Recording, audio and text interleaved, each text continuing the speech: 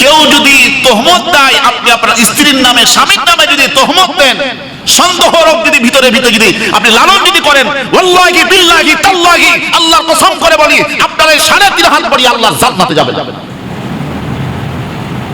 এই রোগকে সরাতে হবে, ট্রিটমেন্ট করতে হবে, চিকিৎসা করতে হবে। বলতে পারেন হুজুর চিকিৎসা কেমনে করবো এটাকে? ডাক্তারের কাছে যাব, কবিরাজের কাছে যাব?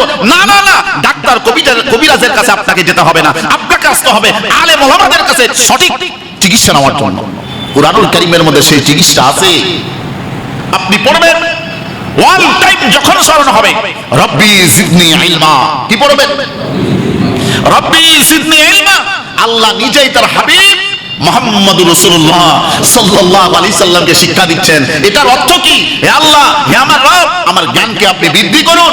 যার জ্ঞান বৃদ্ধি হবে, সঠিক জ্ঞান হবে, আল্লাহর কাছে সঠিক জ্ঞান আপনি চাইলেন, সঠিক জ্ঞান থাকা অবস্থায় এই পচা সরা সন্দেহ রোগ তার ভিতরে থাকতে, তাহলে আমরা কি আমল করব? শিক্ষা দিলাম, আল্লাহ শিক্ষা দিচ্ছেন রব্বি, আরে ভাই বলেন না কেন? রব্বি জিদনি জিদনি জিদনি ইলমা ইলমা, রব্বি জিদনি ইলমা।